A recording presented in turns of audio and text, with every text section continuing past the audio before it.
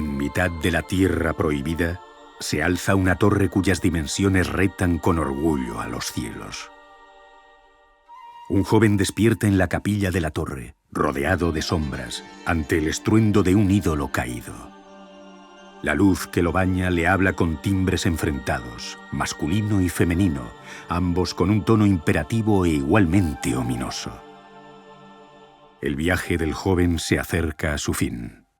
Escuchando los cascos de su montura, la llama para emprender una última travesía a lo largo de esta tierra prohibida.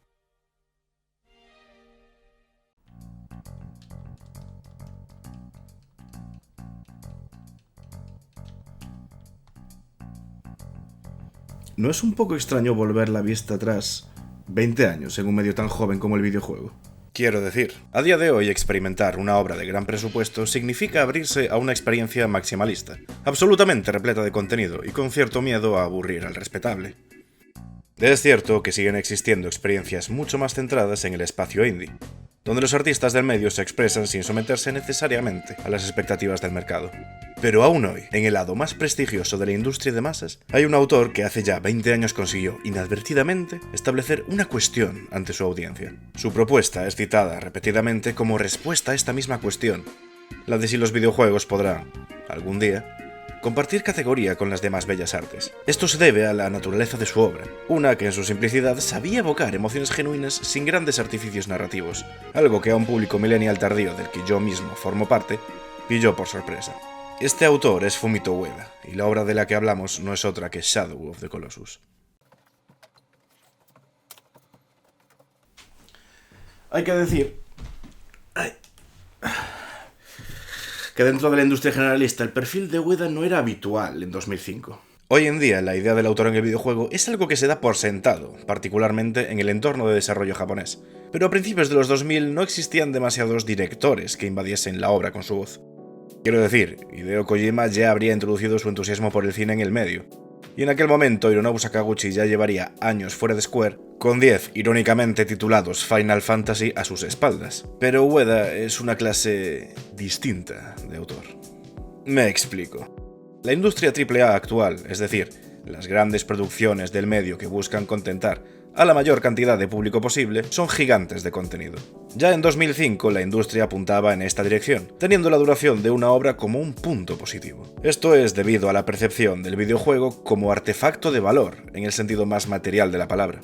Sin dar rodeos, los videojuegos son caros. Llevan décadas siéndolo, y ya en 2005, si vas a pagar 60 euros por una copia, más valía que cada euro se reflejase en la experiencia, fuese por profundidad, duración, rejugabilidad, etc. Esto empuja al medio en una dirección muy concreta, que involucra mayor cantidad de contenido, es decir, mayor duración, más subsistemas y lo que en general podríamos definir como grasa en torno a la experiencia de por sí. Saco el tema porque esta es una visión a la que la filosofía de diseño de Ueda, el diseño sustractivo o diseño por sustracción, se opone frontalmente. El diseño por sustracción significa prescindir de forma sistemática de aquello que no sea central para la experiencia. Esto ya se reflejaba en Ico, el primer título de Ueda, cuyos elementos como videojuego, o más bien ausencia de los mismos, llevaban a una experiencia centrada en sus temas y emociones. En palabras de Massimo Guarini para Games Industry, me sentí profundamente conectado. No, en serio. Me sentí profundamente conectado, y me di cuenta, por primera vez como jugador, que mis objetivos en el juego tenían más que ver conmigo siendo ese niño, y no con un reto específico, sistema o regla del gameplay. Y es que esta aproximación del diseño por sustracción pone al jugador en los zapatos de su avatar de forma directa, pero también implica que todo a lo que te expones es imprescindible. Dicho de otro modo, si retiras cualquier elemento de la experiencia de Ico, el juego se derrumba. Ico es esa princesa. Ico son las sombras de las que tienes que defenderla, sus puzzles de plataformeo más bien torpe y sencillo, y su sistema de combate más parecido a menear un palo contra las malas hierbas de tu pueblo. Porque ante todo, Ico es ese niño. Del mismo modo, cualquiera de los elementos que hacen la experiencia de Shadow of the Colossus son imprescindibles para la misma. ¿Pero de qué estamos hablando aquí?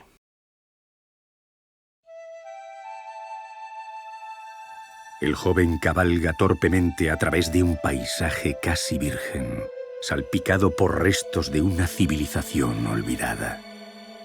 Alzando su espada, El reflejo del sol le indica claramente dónde se encuentra el objetivo del acero. El paisaje relata una historia silenciosa, perdida a través del tiempo. Un silencio únicamente roto por la intervención del muchacho al asesinar a las majestuosas criaturas, únicos habitantes de este yermo olvidado.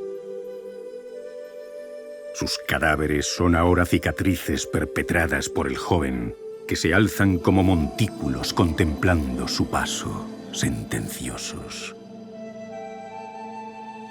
Solo cuando una inmensa puerta corta su paso, el joven se detiene. Un haz de luz solar la cruza, sugerente. El joven sabe lo que debe hacer.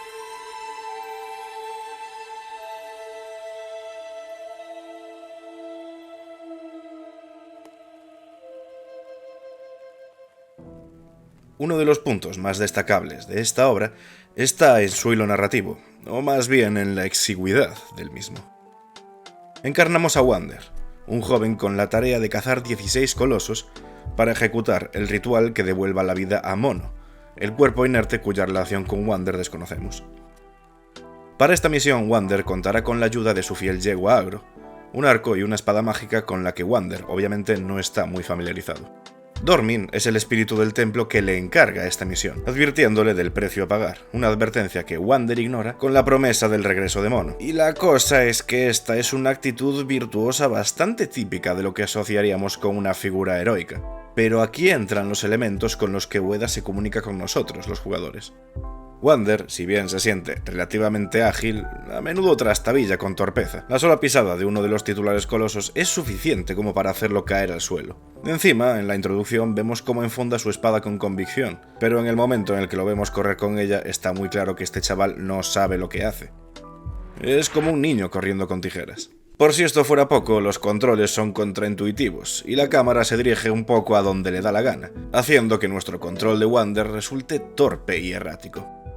Esta es, de hecho, la razón por la que he elegido rejugar y capturar el título de 2005, en contraposición al remake de 2018, mucho más pulido. Y es que si estuviésemos juzgando el juego como producto, por supuesto, estos detalles podrían verse como puntos negativos, molestos a la experiencia de un público acostumbrado a enarbolar sin ambajes el poder de un dios contra sus enemigos. Pero el hecho es que usando su obra, Fumito Ueda se está comunicando con nosotros a través de sus mecánicas. Porque esto no va de nosotros, los jugadores, sino de Wander y su epopeya. Una teñida con un aura de profunda imprudencia gracias a su kinestética. Esto es la forma en que los movimientos y acciones del jugador se reflejan en la diégesis. Y se puede decir lo mismo de Agro. Como Wander, podemos dirigirla en una dirección general, pero ella tendrá su propia idea de a dónde nos dirigimos y apenas se siente como si lo controlásemos. No se va a arrojar por un barranco aunque la espoleemos contra el vacío, porque es una criatura con su propia agenda y juicio, no una extensión de Wander diseñada para acelerar su progreso. Sin ella, cruzar la Tierra Prohibida no solo sería mucho más lento, sino también mucho más solitario, porque esta es una tierra baldía, casi inerte, y sin embargo exuberante en la naturaleza que invade todos los rincones de una civilización cuyos restos son tan irrelevantes para la misión de Wander como lo es cualquier otra roca en el camino. Invita a la imaginación del jugador a pensar en lo que ha sucedido aquí. Es evocador, dibujando paisajes de belleza arrebatadora, cuando cabalgando a lomos de Agro, la cámara nos encuadra en la regla de tercios para contemplar su grandeza. Y con todo, nada se interpone entre Wander y los colosos. Nada de coleccionables ni misiones secundarias o tareas superfluas. Solo Agro, Wander, el haz de su espada y su tarea. La historia de Shadow of the Colossus está impresa en cada uno de estos detalles, no en complejos scripts, ni siquiera en la vaguedad de unas cinemáticas cuya presencia se justifica más por la necesidad de un contexto y conclusión que por una verdadera ambición narrativa. Y esto no resulta más evidente que en el enfrentamiento de cada uno de los colosos. Cada una de estas criaturas posee un diseño único que cuenta su propia historia. Son, al mismo tiempo, el nivel, el enemigo y el puzzle a resolver. Cada uno de ellos reaccionará a nuestra presencia desde compasividad a la más brutal agresividad, pasando por la simple e inocente curiosidad. Porque la escalada de Wander, a través de sus cuerpos, cuenta, de por sí, una historia particular en estas torres vivientes. Por poner un ejemplo, un gran favorito y habitual protagonista de piezas de arte elaboradas por los aficionados es Gaius, el tercer coloso. En la distancia se alza como una figura imponente, casi inabarcable por la cámara. Un efecto completamente intencional teniendo en cuenta el tamaño de la plataforma donde lo encontramos. Enarbolando una gigantesca columna, el coloso atacará a Wander sin pensarlo dos veces, haciendo temblar todo hasta el punto de que cada impacto es difícilmente legible para el jugador. Sin embargo, tras abrirse camino a través de su brazo, Wander se topará con una mata de pelo cubriendo a la criatura, algo habitual en cada uno de los colosos. Y es que este pelo ni siquiera está modelado para resultar particularmente antinatural. Al contrario, parece recordarnos que estas criaturas, a su particular manera, están vivas. Llevamos a Wander hasta el punto débil del coloso en su cabeza, donde nos topamos directamente con su rostro. Y ahora que estamos aquí, sus ojos ya no son dos motas amenazantes coronando una montaña inestable, sino que brillan en una cara de aspecto inofensivo, algo bobo, casi como una broma para liberar la tensión del momento. Gaius resulta ahora mucho más inofensivo, siendo que lo único que puede hacer contra nosotros es agitar la cabeza, mientras Wander apuñala su punto débil, impávido ante la importancia de su misión. Por supuesto, tras cada victoria, la música heroica que nos acompaña tras trepar las criaturas se enmudece, para dar paso a un lamento casi fúnebre antes de devolvernos al templo. Sí, Wander triunfa, pero jamás se siente como una victoria. Hay una aura ominosa, como de corrupción de lo sagrado, de transgresión profana, que invade la epopeya de Wander. La subversión del triunfo con tristeza no solo a través de la música, sino al plano de cada coloso derrumbándose, parece cruzar la cuarta pared para atacarnos a nosotros, como jugadores, por hacer posible la ambición de Wander.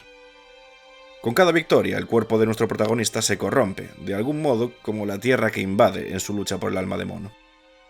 Quiero decir, estamos en una iglesia, hablando con una luz sobre nosotros, cazando titanes que sangran sombras, pero nosotros somos los villanos aquí. Es una perversión consciente del camino del héroe. Un camino a la tragedia que inevitablemente caerá sobre Wander, desoyendo las advertencias de Dormin. Dormin. Un nombre curioso. El joven cabalga a través de los restos del último templo sellado. Un puente, se diría incompleto, es el último obstáculo ante su presa. El ritual casi ha terminado. Impaciente, el joven espolea a su montura que salta sobre el puente. La estructura comienza a derrumbarse bajo los cascos de la yegua, que trota con desesperación, aterrada por el vacío que sobreviene. Al final del puente, la yegua, incapaz de mantener el equilibrio, da un último culatazo con la esperanza de salvar a su jinete. El muchacho se asoma al vacío, gritando el nombre de su fiel compañera en una última llamada desesperada, mientras la yegua desaparece en el abismo. Ahora sí, finalmente, el joven está solo. Esta es la Torre de Hércules, llamada así por el mito moderno sobre su edificación.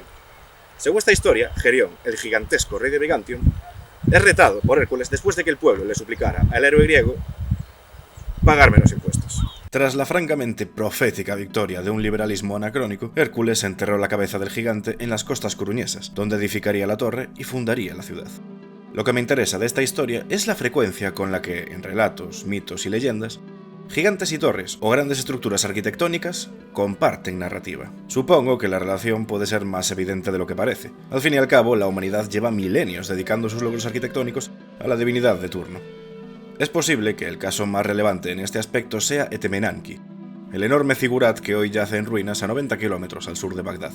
Etemenanki fue un logro arquitectónico inacabado de, a juzgar por sus cimientos, proporciones extraordinarias, construido a través de sucesivas generaciones y dedicado al dios babilónico Marduk, una especie de templo de adoración. Hablo de su relevancia debido a que Etemenanki, por desconocida que pueda resultar su existencia para la mayoría, fue un lugar evocador para quienes tuvieron la oportunidad de conocerlo, como Alejandro Magno o los anónimos autores del Génesis. En palabras de Isaac Asimov, la construcción de un enorme zigurat en Babilonia fue aprobada por un rey sumerio. Durante muchos siglos, el zigurat permaneció incompleto, ganando fama quizá por su defecto, como es el caso de la Torre Inclinada de Pisa o la Sinfonía Incompleta de Schubert. Su existencia sirvió como modelo, uno asumiría, para el relato bíblico de la Torre Incompleta en Babel. Esta historia relata cómo Nimrod, primer rey tras el diluvio universal, edifica, con ayuda de sus súbditos, una gigantesca torre destinada a alcanzar los cielos, según la versión, en un reto a Dios o equiparación al mismo. Por supuesto, este es el Antiguo Testamento y Dios no estaba para bromas, así que en un acto de francamente impropia mesura, castiga la arrogancia de Nimrod y sus súbditos, causando confusión entre ellos al provocar que fuesen incapaces de entenderse, produciendo así los diversos idiomas y haciendo imposible finalizar la torre. ¿Pero qué puñetas tiene esto que ver con Shadow of the Colossus? Pues, si me dejas un momento... ¡Ajá! Y ahora, si lo giramos... Es posible que para la premisa del juego la primera referencia bíblica que se nos pudiese venir a la mente es David y Goliat, por motivos evidentes. Pero en mi opinión hay un giro temático incluso aquí. El aura ominosa de corrupción profana se cuela en las referencias, y es que una de las características de la figura de Nimrod es, precisamente, su maestría con el arco y la flecha. Una habilidad que, a pesar de su torpeza con la espada, Wander comparte. Lo poco que sabemos de Dormin es que se encuentra encerrado en la Tierra Prohibida por algún tipo de transgresión imperdonable, probablemente no muy distinta de la de Nimrod en la Biblia. Su cárcel particular son los 16 colosos, que podemos suponer se reparte en su esencia, del mismo modo que Sem descuartiza a Nimrod, solo para que Semiramis reuniese sus pedazos, clamando su renacimiento como un dios. Asimismo, el nombre de cada uno de los colosos se relaciona con el espacio que ocupa, o una función concreta en su rocoso panteón, de un modo similar a los titanes en la teogonía, porque no son pocas las referencias a la mitología griega en la obra de Ueda. La sombra de Dormin, tras emerger del cuerpo de Wander, cobra una forma similar a la del Minotauro, una conexión estética que comparten el primer, sexto y 15º colosos. Tanto Ico como Wander cuentan con una espada mágica, como la de Teseo, asesino del Minotauro y primer amor de la princesa de Creta, Ariadna. Y es que esta no es una mención pasajera, ya que Ariadna es la musa conceptual del pintor cuya obra probablemente haya marcado más profundamente la visión creativa de Fumito Ueda. Es infrecuente, por no decir inaudito, que el director de un videojuego elija ilustrar la portada de su obra, la primera imagen a la que se expone su potencial audiencia, con una pintura propia. Sin embargo, el trazo de la portada de Ico viene de la mano del mismísimo Ueda, y creo que la inspiración para esta pieza es irrebatible. Los tonos cálidos del suelo y la elección de un azul verdoso para el cielo, las sombras que engullen el plano y, sobre todo, la arquitectura gargantuesca que empequeñece las siluetas de Ico y Jorda. Giorgio de Chirico era conocido por repetirse en muchas de sus obras, pero la composición de esta pieza recuerda particularmente a misterio y melancolía de una calle. Muchas de las obras que el pintor italiano creó en aquella época comparten ciertas cualidades, ilustrando lugares vastos y desiertos, habitados solo por estatuas, formas geométricas u otros elementos discordantes que se hubieran colado en el frame. Estas obras son ventanas a un mundo de fantasía que pareciera haber sido repentinamente abandonado, suspendido en un crepúsculo eterno, de algún modo evocando movimiento y quietud de forma simultánea. Si tu mirada se pierde el tiempo suficiente en estas obras, es posible experimentar una cierta melancolía en la falta de humanidad de estos lugares sumergidos en el silencio, permanentemente vigilados por la muda arquitectura que se alza imponente sobre estos horizontes. Los esfuerzos de Ueda al presentar un mundo tangible no se divorcian de su interés compartido con Chirico en los sueños. Del mismo modo que los cuadros de Chirico, las aventuras que seguimos en la obra de Ueda parecen congeladas en el tiempo, ambientadas en lugares desiertos bajo un prisma de fantasía extrañamente mundana. El contraste de Wander con la arquitectura imponente y sobre todo sus titánicos oponentes tiñe el juego de una melancolía silenciosa. Un silencio que en la obra de Chirico podemos intuir, pero que en el medio del videojuego casi podemos palpar.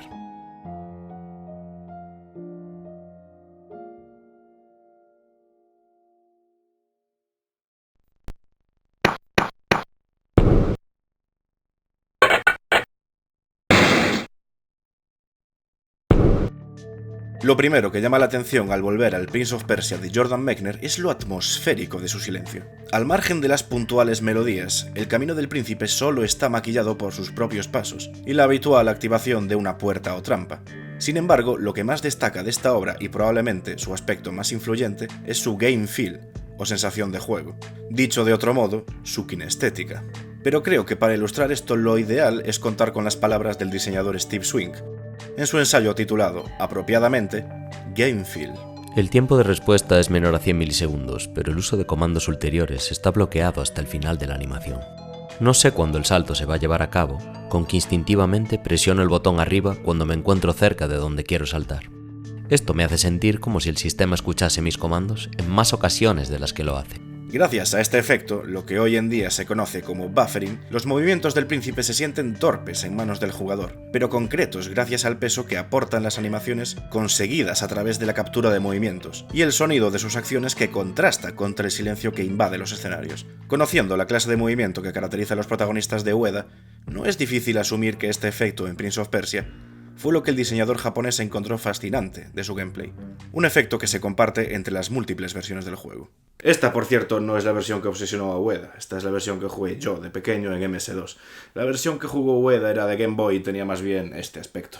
Lo curioso es que otra de las grandes inspiraciones de Fumito Ueda en el medio fue también inspirado por Prince of Persia.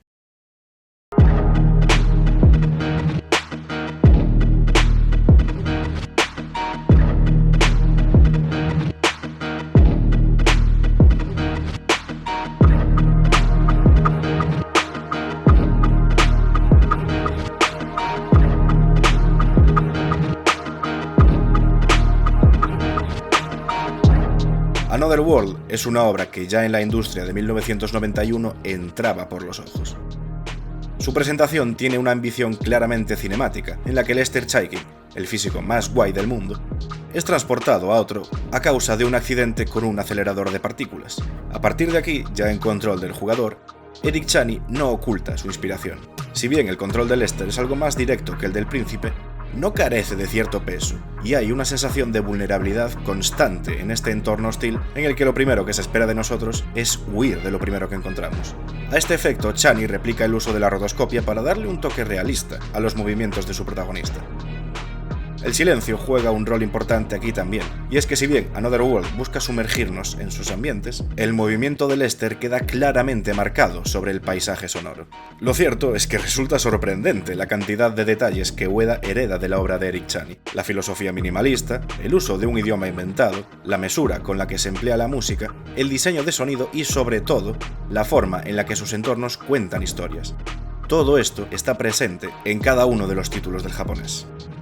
Me detengo de este modo en las referencias del autor dentro del medio porque creo que es importante, cuando reflexionamos sobre el medio interactivo, detenernos en cada una de las inspiraciones kinestéticas, tanto como en las inspiraciones estéticas, porque cada uno de estos detalles, cada pieza de inspiración, es, por sí misma, arte.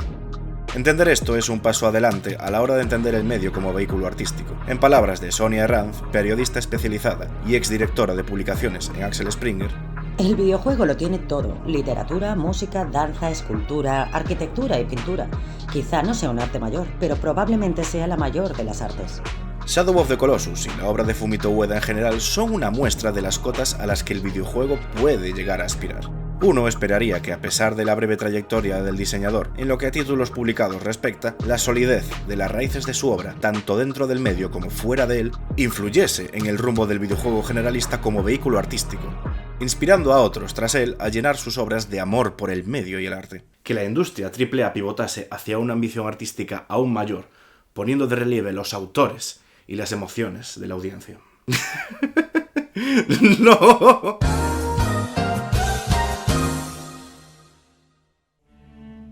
El joven continúa ascendiendo por la montaña, apesadumbrado, trepando hacia el fatídico encuentro.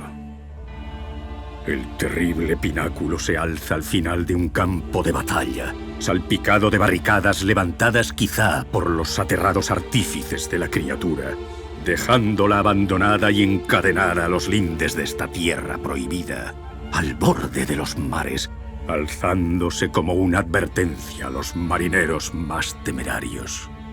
Una tormenta arrecia sobre las cicatrices del campo de batalla, mientras el joven esquiva los embates de la criatura hasta alcanzar la base de su prisión. Ágil, trepa por las cornisas en busca de represalia por el terrible odio que el gigante desencadena de forma perpetua sobre la meseta. Y sin embargo, cuando el joven cuelga de la mano del titán, la criatura no responde con agresividad, ni siquiera incomodidad, solo con inocente curiosidad. Una inocencia que el joven ya no reconoce. Aprovechando la oportunidad, se arroja sobre la cabeza del coloso para completar finalmente su ritual.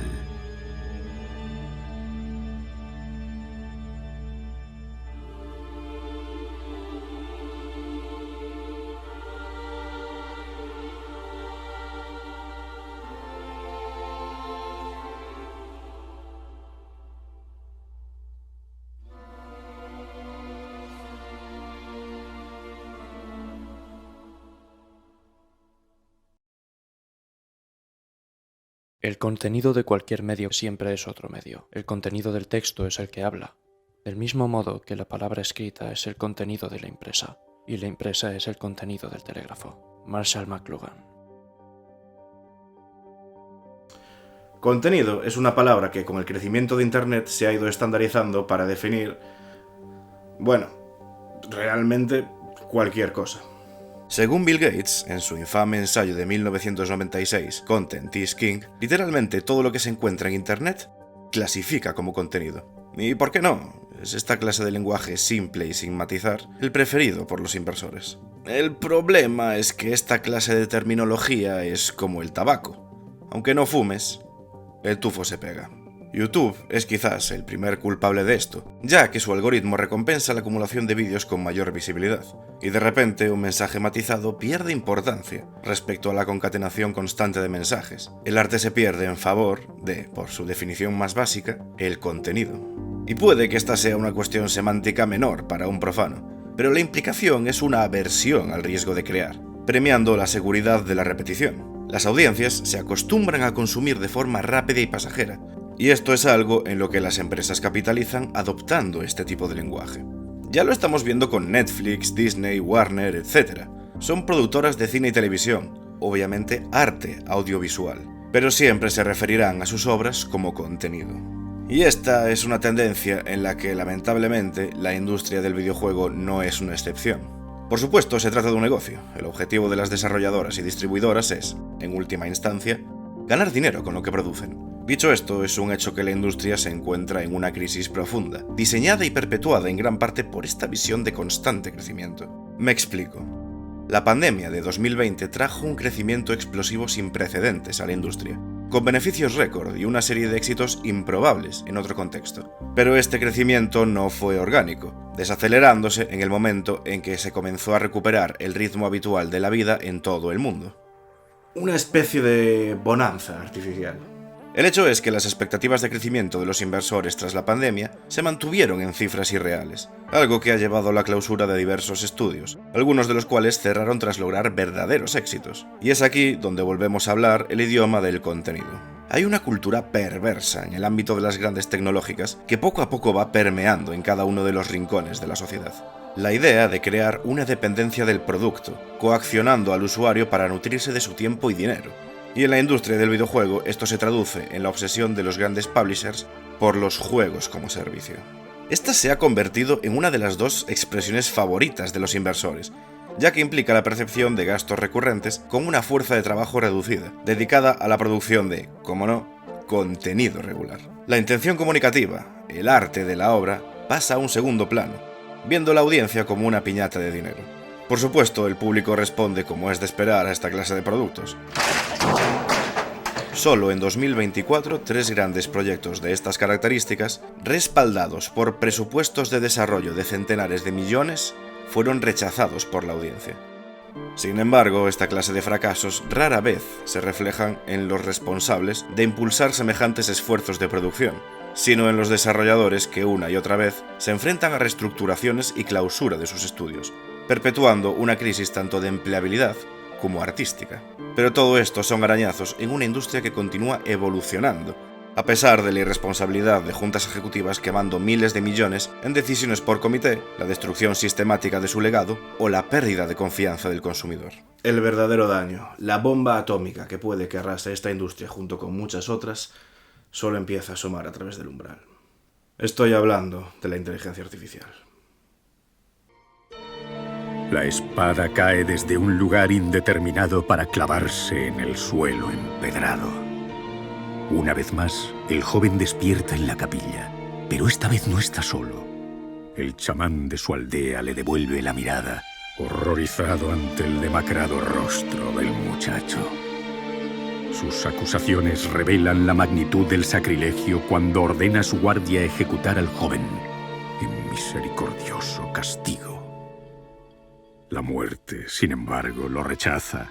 Su sangre, ahora negra y vaporosa, no deja de brotar.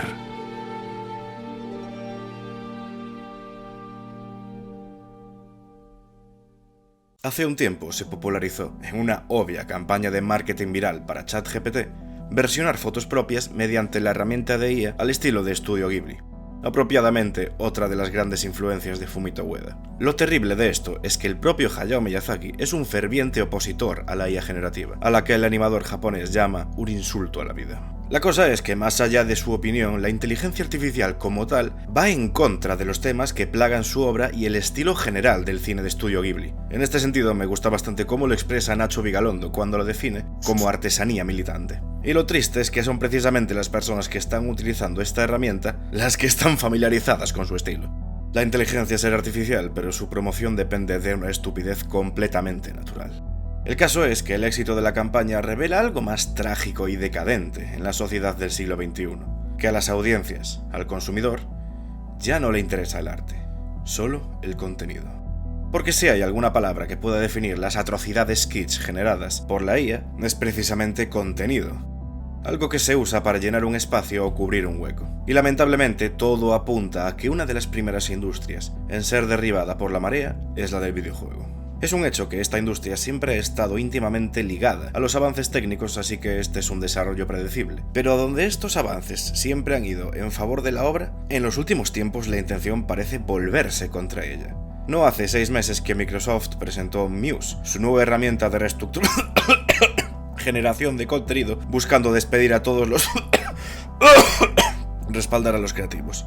La parte buena es que de momento el rechazo sistemático de la comunidad a esta clase de contenido continúa retrasando su implementación, y es que la decisión de Microsoft de ocultar la presentación resulta bastante elocuente en este aspecto. Pero si la historia del medio en los últimos 20 años tiene alguna moraleja, es que con suficiente dinero e insistencia el consumidor acaba pasando por el aro. Y con todo, y a pesar de la visión negativa, tanto de desarrolladores como consumidores, del contenido generado por IA, esta es solo otro de los caballos en la carrera por precarizar todavía más un mercado laboral que nunca ha sido demasiado garantista para empezar. En cuanto a los resultados, bueno, sencillamente no los tiene.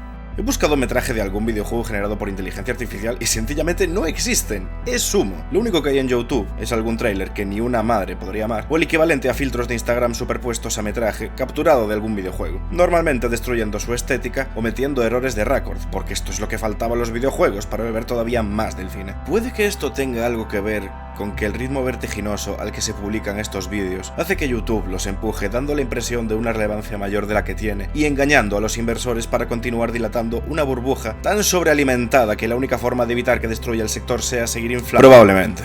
Esta clase de vídeos, por cierto, clasifican precisamente como contenido, sin hablar del hecho de que la IA, por lo que sea, tiende a robar todo lo que regurgita, vulnerando leyes de copyright de forma flagrante o creando pastiches aberrantes con creaciones ajenas.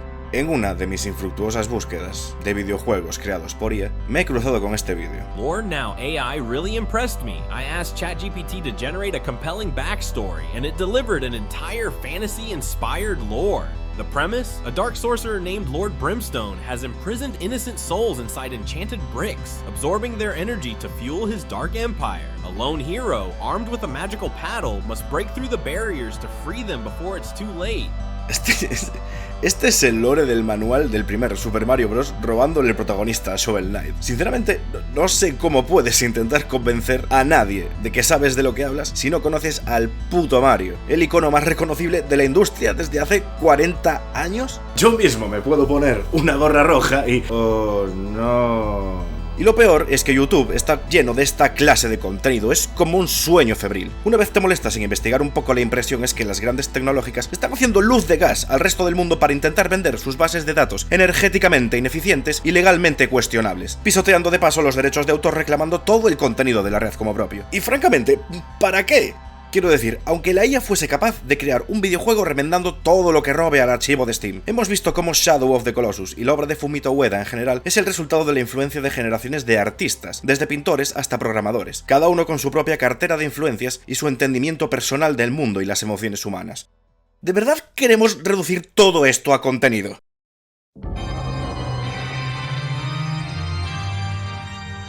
El ritual está completo. Una sombra astada se alza en la capilla.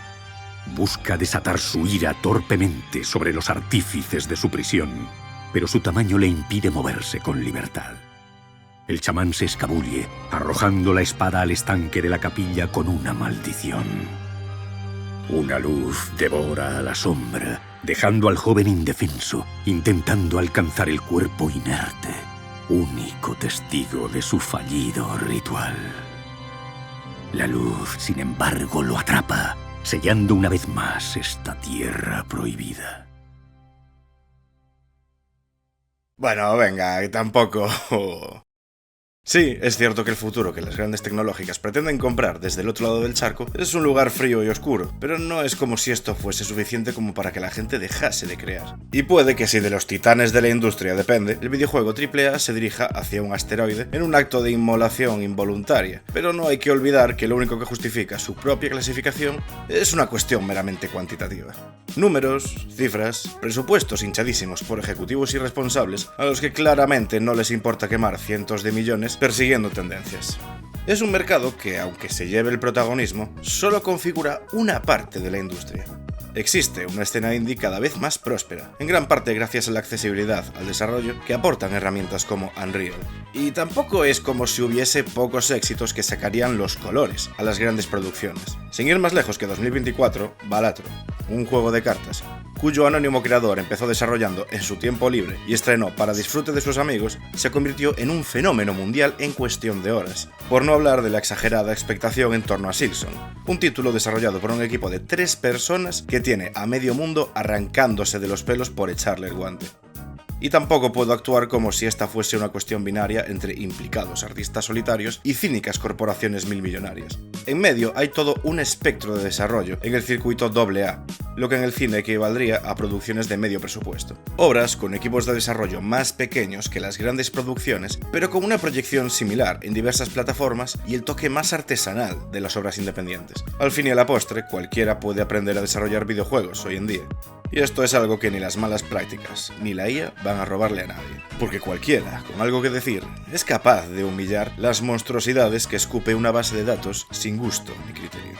Incluso tú, sí, tú podrías empezar a desarrollar ahora mismo la obra que deje a la máquina fuera de juego. En mitad de la tierra prohibida se alza una torre cuyas dimensiones retan con orgullo a los cielos. Una joven despierta en la capilla de la torre, bañada por la luz del amanecer. Sin reconocer el paisaje, examina la arquitectura. Cuando una vieja amiga se une a ella.